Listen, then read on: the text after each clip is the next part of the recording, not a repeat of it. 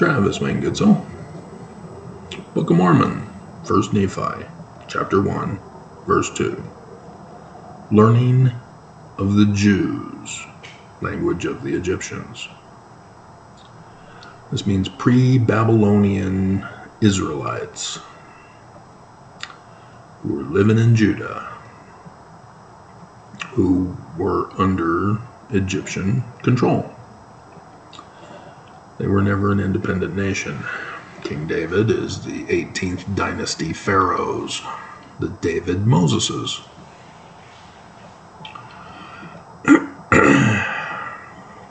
And for a Mormon to, instead of trying to learn about the learning of the Jews and how to use that to interpret the Book of Mormon, and instead use Christianity interpretation with non-Trinitarian Jesus, that makes Mormons abominable. Joseph Smith History, verse 19.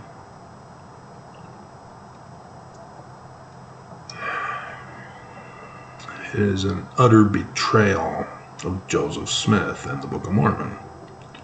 And it makes it worse when a Mormon gets up at the pulpit of church for Fast Sunday and declares the Book of Mormon is another testament of Jesus Christ.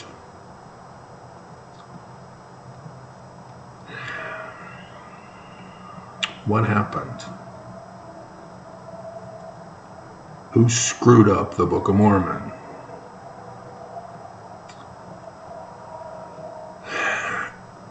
Well, it was Brigham Young, obviously. Today is Veterans Observance Day, as it's Friday, and we'll do a tribute video for the greatest American hero from 9/11, 1826. Give honor and tribute to him on this Veterans Observance Day. His name was Joseph Smith Sr. Yep, the unsung hero, the anonymous hero that saved America in 1826. It was a temporary save. He knew they'd come back. He was a Master Mason of the York Rites Lodge in Ontario County, number 23, I think. But they're in Canandaigua, New York.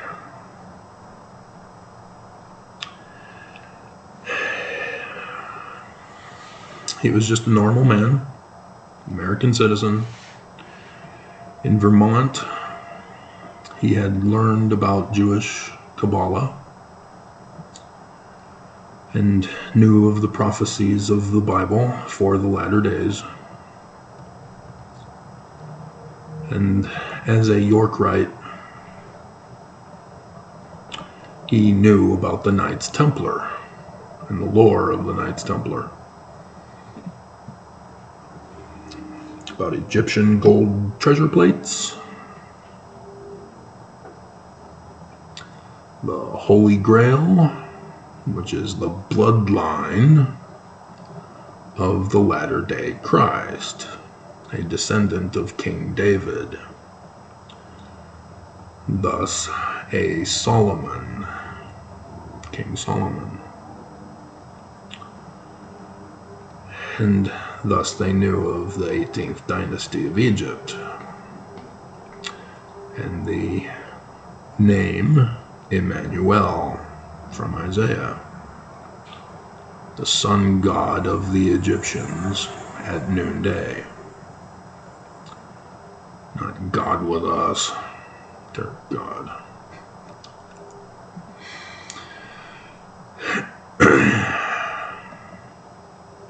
And I've been doing the videos all these years, so Mormons who deny this history of theirs, as they claim, are knowingly descendants of the Danites, who are the enemy threat that Joseph Smith Sr. protected America from.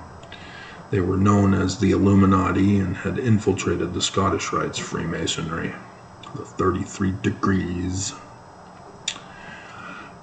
And so those Mormons who are the biggest deniers are the, I guess it would be 5th to 2nd great-grandchildren of those original Danites that were brought into the church of Joseph Smith to destroy it, because they had found out that the Book of Mormon is that book by William Morgan. And that's where we begin. William Morgan was involved in the War of 1812. The United States Congress had decided to do away with the central bank run by Nathan Rothschilds and have a separate United States bank to run America with. And this, of course, upset Nathaniel Rothschilds, as he then paid for the British War of 1812. And this was when the White House was burned down, and the British had beached and were ready to march on Washington on 9/11, 1813, burning down the White House.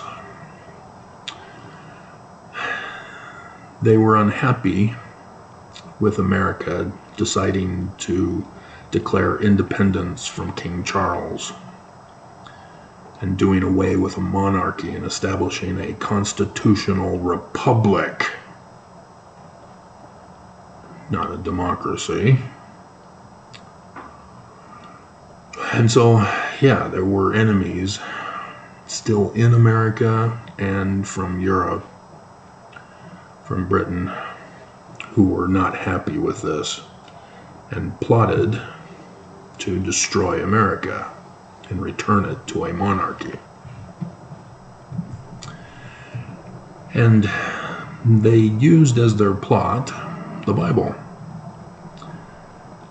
As the majority of the world replaced the Jewish authors and their prophecies of their Jewish Christ of the latter days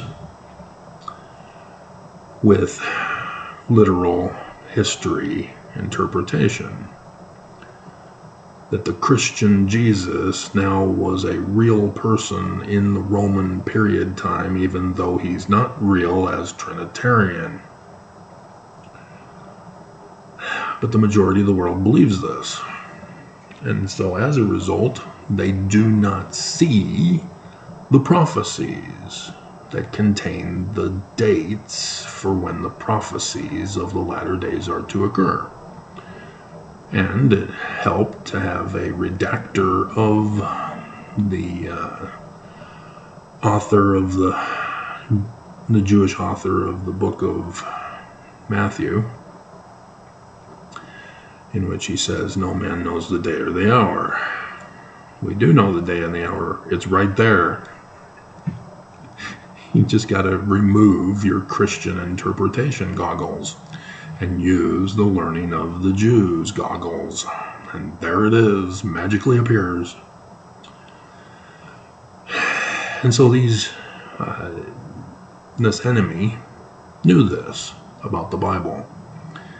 And so they laid their plot to use the Jewish prophecies to purposely fulfill them, to be the enemy that would cause the destruction and lead to the overthrow of the United States of America, and thus the rest of the world, to rise up with a monarchy, overthrowing the Constitution.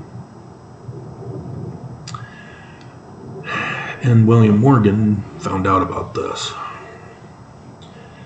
and moved to Western New York and found a home in Batavia, where the press in Batavia agreed to front him the money to work on a publication of a book to warn the United States of America. But because of the threat to his life, if he were to publish this, and if anybody were to find out that he was publishing this, he had to separate himself from the press and from his family left behind in Batavia, and found a fellow Yorkite, Joseph Smith Sr., in Canandaigua, New York. And Sr. gave him lodging at the lodge to work on the book and assist him with it. Now, Joseph Smith Sr., when he was attending the several meetings of the New Israelites in Vermont, as often as occasion would permit, he knew of Nathaniel Woods, or Wood. I guess it's Wood because it's the wood scrape. He was a Jewish Kabbalist who believed in prophecy and Revelation, in the book of Revelation. And he had claimed to have received a prophecy in which the destroying angel would destroy the United States on a particular date. And that date came. He gathered the believers to the little home, and this scared the townspeople, who were not members, and the militia was called in to break it up, and thus ended the New Israelites. And so Senior knows all about making false prophecies for Armageddon. And yet, learning from William Morgan, he believed him. And so much so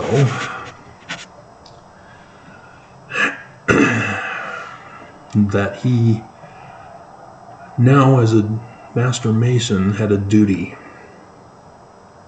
to his fellow York Mason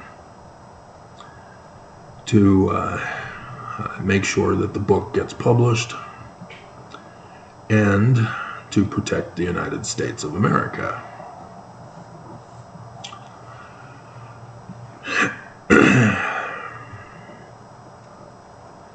The enemy found out about him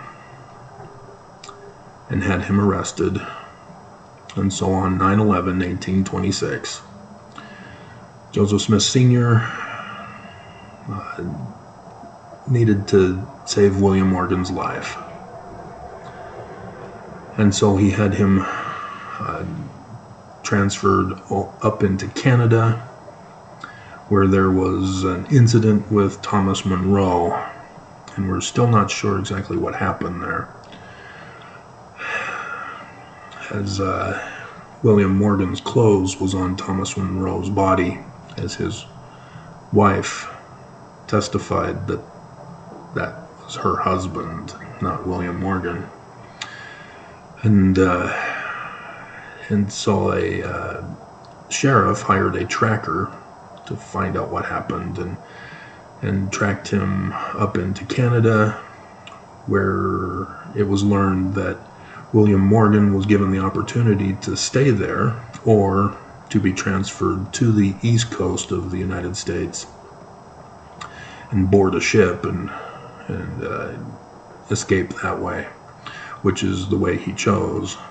And then the ship sank, but William Morgan was rescued and was living down there in the islands until one day while fishing he was capsized again, and this time his rescuers brought him and his new family to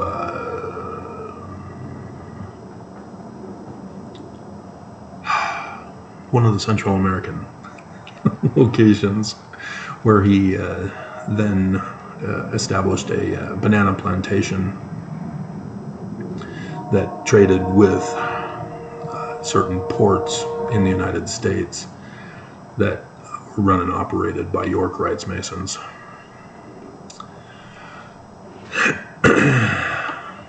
Unfortunately, I have found out that there are no more York Rites descendants.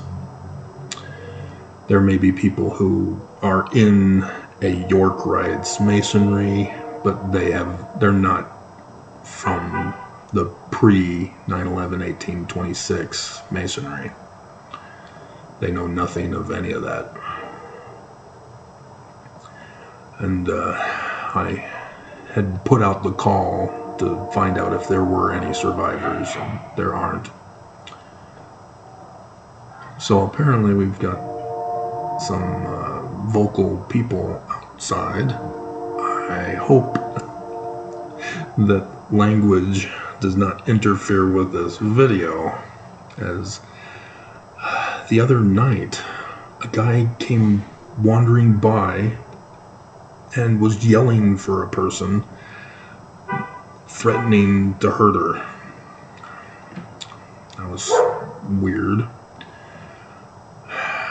But, oh well. So, as we tread on eggshells, well, the person, it's not even 7 o'clock in the morning yet, and we got people up and yelling and screaming.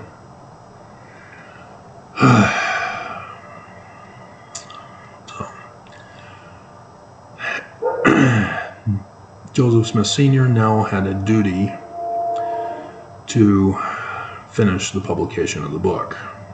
And so he had to preserve the 116 pages to make sure that they do not get into enemy hands, that they do not find those papers and thus destroy them.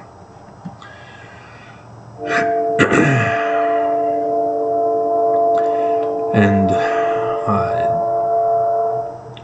this is where he found, or he had known about Sidney Rigdon, and was able to get him to finish the book, as linguistic science confirms Sidney Rigdon is the major author of the Book of Mormon. And so the 116 pages, Joseph Smith records that he spent time before Martin Harris joined him copying the characters from the plates. There were no plates. It was the original manuscript. Joseph Smith was copying the original manuscript onto other parchment, and then when Martin Harris arrived, Joseph Smith apparently did not have possession of those original documents anymore, having transferred them. And so he had a copy of it. And then he would dictate to Martin Harris, because there was a curtain. And so Martin Harris couldn't have seen Joseph Smith looking into a rock and a hat. But he didn't know about that because Joseph found the rock in a well that he dug for Martin Harris when he worked for him, and was playing the new Israelite divining trick of finding lost items for Martin Harris that Joseph Smith purposely had gone missing. It's a little kid's game, and Joseph Smith was a little kid. That's what they do. And too many people want to treat him as an adult, as the courts did on the 20th of March, 1826, as he was arrested for glass looking and charged $2.68 or 86 cents.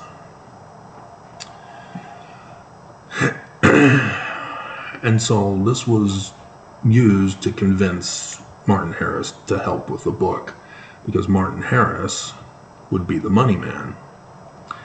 They can't go back to the Batavian Press to ask for funding through them or to publish the book when they completed it, because that would draw attention. And those who are looking for whoever had the manuscript that suddenly disappeared and who were involved in freeing William Morgan, rescuing him, this enemy was still searching high and low for whoever was responsible and wanted to murder the people involved and destroy the book to make sure that their secret does not get out.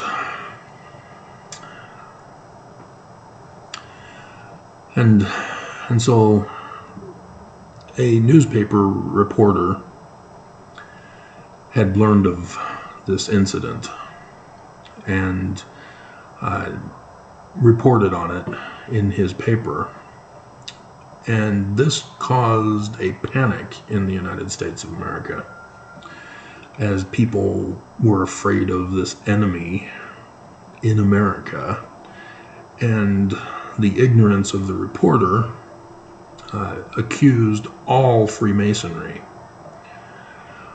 of being responsible,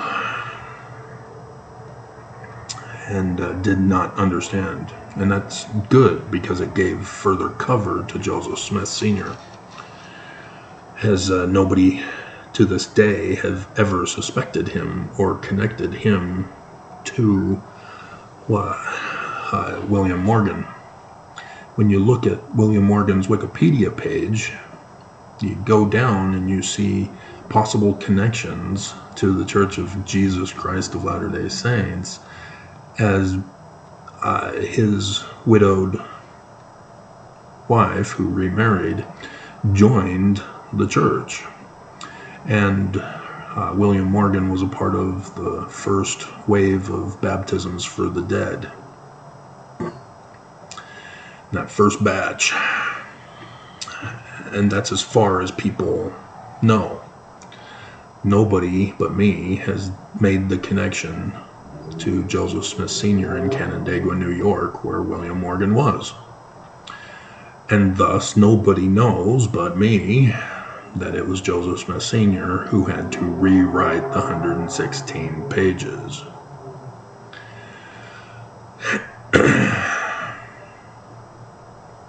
After Martin Harris stole them when Joseph Smith's son died, and they went to the Methodist Church of the Hales. Emma Hale?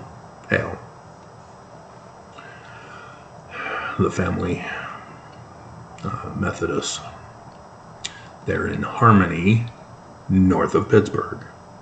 So yes, I've gone over the videos explaining that the land purchase by Joseph Smith of $2,000,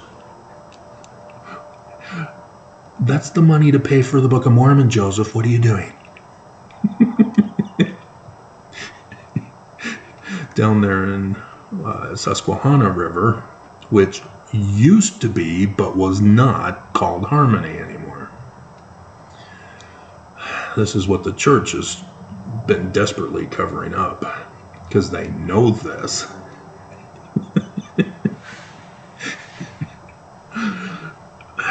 And so they turned Joseph Smith literal, as he wrote his 1838 history, purposely wording it the way he did to make sure nobody knows that it was Joseph Smith Sr. and thus the Book of Mormon that was this Canandaigua, New York incident. Because Harmony, north of Pittsburgh, is on the path between the farm of the Smiths, Manchester,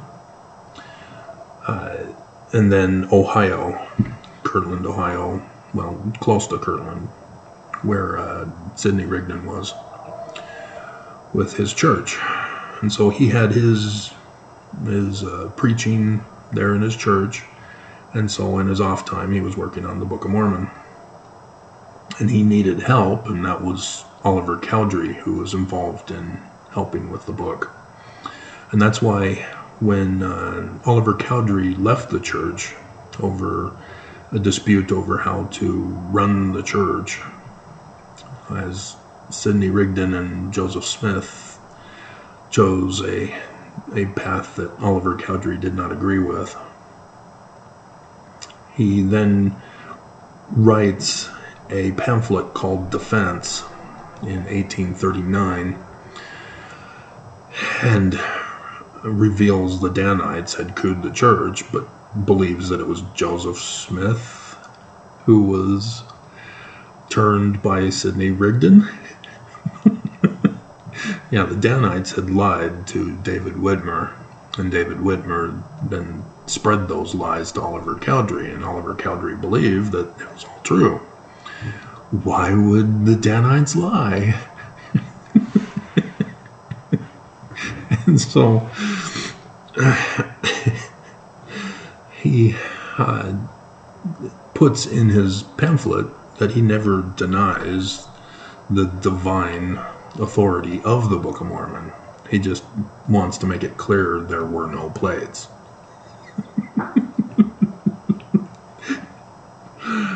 And so, yes, he does know of the writing of it. But he still would refuse to expose the Smiths and Sidney Rigdon, as he says that Sidney Rigdon had the voice of the angel. That's because he knew he was helping Sidney Rigdon. And I was very upset believing that Joseph Smith had become a Danite, this enemy for which the Book of Mormon was written, to warn Mormons of the future of the great and abominable church and the secret combination that would destroy America in the latter days, with the inverted pentagram of Lucifer that would be on the keystone of the doors of their headquarters temple, so that all Mormons would know who to look for and not be deceived unless they were the descendants of those Danites, purposely, willingly being the enemy, to cover up and protect the church so that they get their kingdom back and overthrow the government and restore a monarchy, claiming Jesus. And so, yeah. Joseph Smith Sr., being a Knights, knowing of the Knights Templar lore, York Rites Mason, now was the keeper of the Holy Grail as the bloodline for the Latter-day Christ. That's why Joseph Smith, section 103, verse 16, expands upon Joseph Smith's history of 1838, verse 40, in which he says that the Jewish learning Christ would be a Mormon. And so, following the pattern of Deuteronomy 18, 15 through 19 of the Jewish Christ of the latter days, it says, "Therefore I will raise up unto Mormons a man who shall lead them like as Moses." Because Mormons will be in bondage in the latter days to the great and abominable church of Lucifer with his inverted pentagram. And it's amazing. The Book of Mormon quotes the King James Version of Isaiah. And it's in Joseph Smith Sr.'s rewritten 116 pages. That's him. He put it in there. He knows Hebrew. He knows the biblical Hebrew text is not the King James Version, because Lucifer was not contained until the Latin Vulgate of 400 CE. He knows this. And still, he puts in the King James Version of Lucifer in the rewritten 116 pages. And it just so happens to be the fulfilled birth name of the leader of the great and abominable church right now. And sure enough, this year, for his birthday on 9/9, the Perseid meteor showers fell at the third eye of Medusa in Perseus. And then for 9/11, we find out 3 weeks later that the sign in the heaven is in the likeness of things on the earth. Joseph Smith translation, Revelation chapter 12, verse 1. That's Jewish Kabbalah. It happened.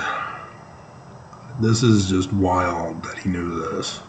And I meant to put at the beginning of this video,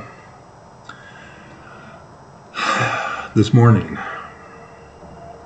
going out for my run and seeing Jupiter in the west setting and Venus in the east rising. This is the battle of the latter days. The two figures. Emmanuel is Jupiter from Revelation chapter 12. Venus is Lucifer, the leader of the great and abominable church that Mormons need to be led out of bondage if they hearken to their Christ. Emmanuel, not Lucifer.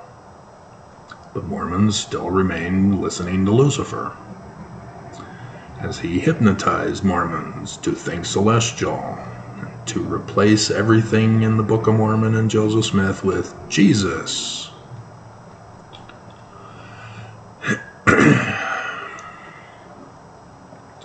And so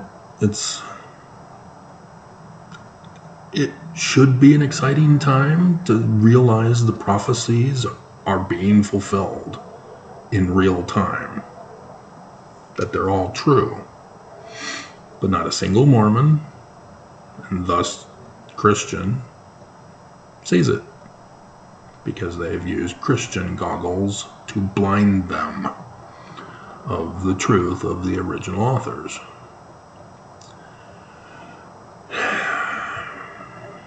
So,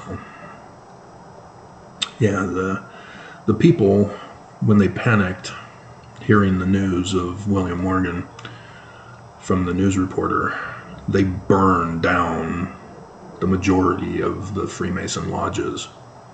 And so when you get to Heber C. Kimball's accounting under Masonry in Wikipedia, you see him talk about that and uses it as a justification to claim that the documents that proved he had been approved of the Royal Ark Masonry rank. Nope. We did have the records preserved. Joseph Smith Sr., as the Master Mason of the Lodge, preserved the membership records.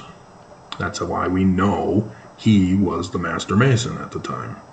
It's because he preserved the records of the membership. And no Heber C. Kimball. Heber C. Kimball is lying to us. But in the lie, we see the truth. That he became the leader with Brigham Young of the Danites. He was the counselor the whole time, telling Brigham Young how to do things and run things. He was the one that was a polygamist when he joined the church. Didn't tell anybody. He had a child through another woman in 1829 that you can only find on the Kimball genealogy. You will not find it in the public records for Mormons to view. They don't want you to know because they want to blame Joseph for starting it and not the Danites, who were secretly doing it, tricking Mormon women into having sex with them, telling them that Joseph approved of this and had ordered it, and so they needed to obey and have sex. Sorry, you have to have sex with me, women. Joseph Smith ordered it. And likewise, Nelson is doing the same thing. Lucifer of the Great and Abominable Church has changed the law of chastity for child bride polygamy. All Mormons must be obedient now. They keep hammering it down. Follow the covenant path. Keep your temple covenants. Go to the temple. That's why they're doing that, is so that you will repeatedly hear the law of chastity and be obedient. Because they can't just come right out and tell you. People will be offended, and guys like me will do videos exposing it. And so you're supposed to listen to the Spirit and go, dear, I think we need another wife. There's this woman at work I've been spiritually witnessed for. Should we invite her over for dinner one night? What? You gotta obey, dear, or you're gonna be destroyed. It's in section 132. We have to obey. Nelson has given the orders. Should we make a room in the garage, or should she stay in her own home? Oh, good. Thanks, Oaks. Trust in the Lord. Wow. So inspiring. See, dear, we have to obey.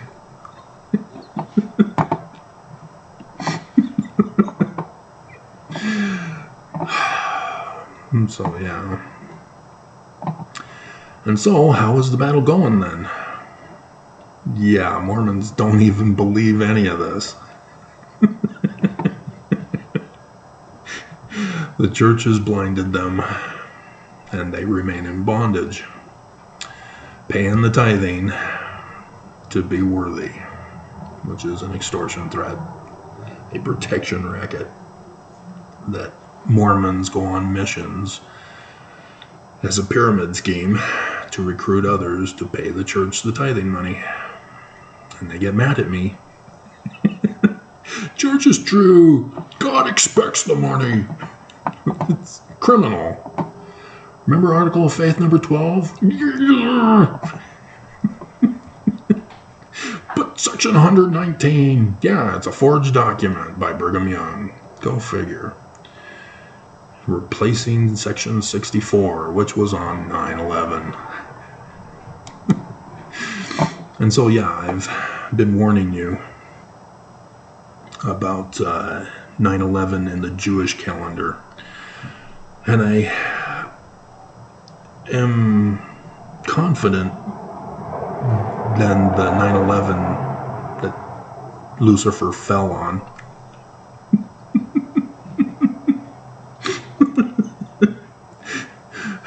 Because the Joseph Smith second vision starts us on the 21st rather than the 22nd in our calendar. But in the Jewish calendar, it's the 22nd. So it's two sets of 4 on the 22nd of September. And so divide it in half for the 2, you get 9/11. And so section 64, talking about the latter days, with the day that shall burn as an oven on 9/11, and the event of 9/11/1826, 9/11/1813, 9/11/2001, 9/11/1857, Mountain Meadows Massacre. 4 9/11s of the two, government and religion.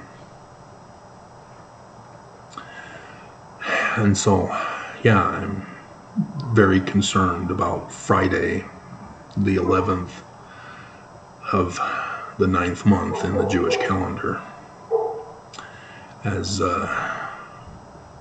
the enemy does seem to be using the Jewish calendar rather than our regular calendar, and thus are able to hide it from the world, as they suppose.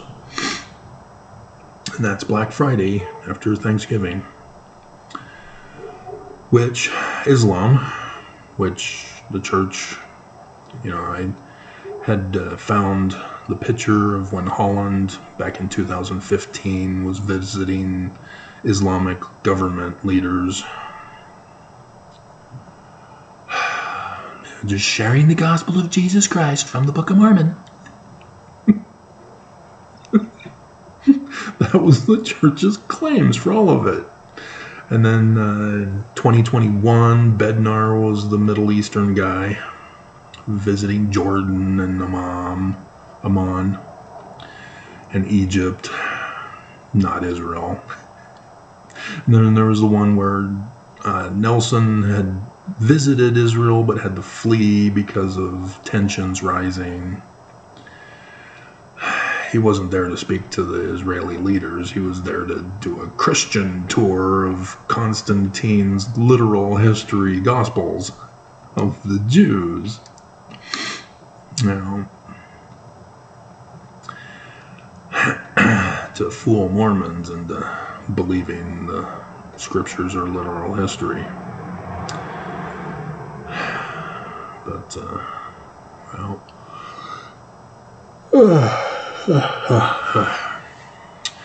Mormons owe everything to Joseph Smith Sr. It was him that began the Book of Mormon, and he used his son Joseph to be the founding bloodline,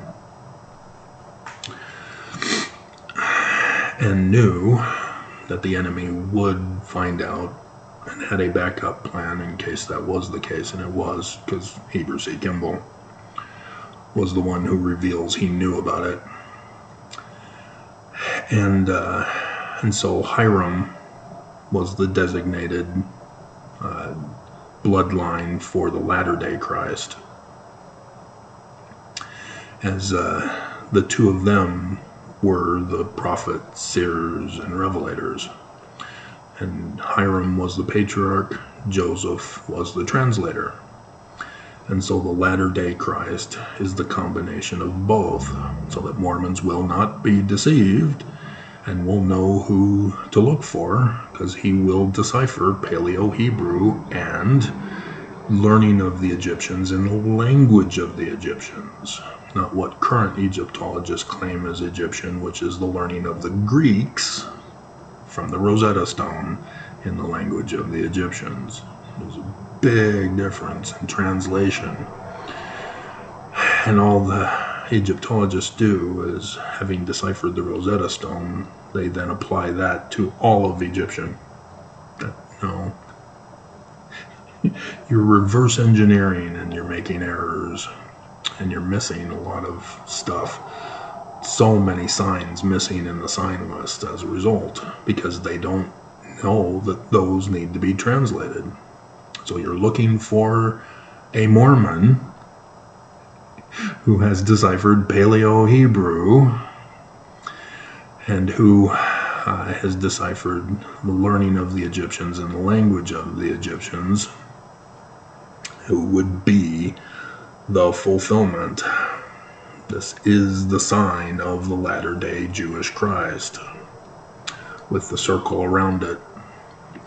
because David is the original sun god Emmanuel for the Amun priesthood of the 18th dynasty, which section 107 tells us, shh, don't frequently repeat the name.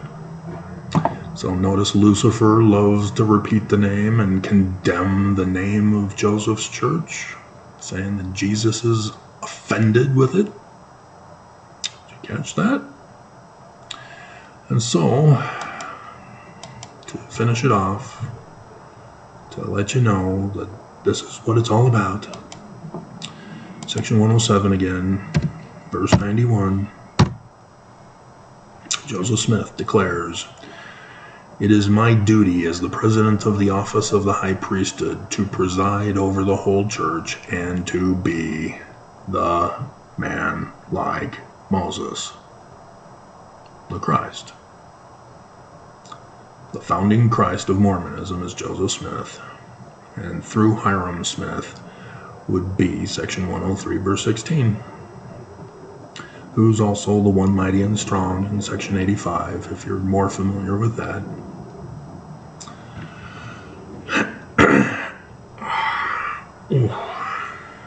So, there you go. And he will have the gifts of seer, revelator, translator, prophet. And so, yes, Joseph Smith is correct. I see too many ignorant people claiming that Joseph Smith is wrong. They didn't learn Egyptian, they didn't learn Hebrew, and yet they're doing videos saying Joseph Smith is wrong. Even those who are supposed to be professionals who have PhDs in Egyptology or Hebrew and claim Joseph Smith is wrong. Again, they're using the learning of the Greeks' language of the Egyptians. They are not using the learning of the Jews' language of the Egyptians, or the learning of the Egyptians' language of the Egyptians, because those Jews were Egyptian. And so,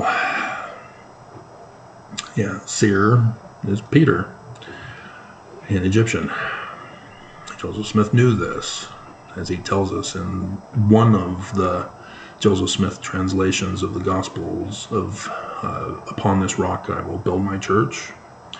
Thou shalt be named Peter." And you look in the footnotes to the Joseph Smith translation, and seer pops up, and the church refuses to highlight this for you to know that it's from Egyptian. They refused. I recommended it. They refused. Because if you remember, those of you who've watched me for a while, and you're the ones who are listening this long, nobody else will, I was involved in the revision of the footnotes for the Spanish edition that came out in 2009. And so, yeah, there were lots of things that I wanted to have changed. Not just the man like Moses, but also put in Egyptian stuff to show Mormons that Joseph Smith is a translator. And so facsimiles that are in our Book of Abraham, yeah, there were more facsimiles. Joseph purposely selected those 3 and put them in that order for a purpose and a reason. And I've been going over it with you this year. Facsimile number 1 is the lion couch sacrifice from 21st of August 2017, the beginning of the latter days that all Jews prophesy of as the start of the ministry to Mormons, not the Jews.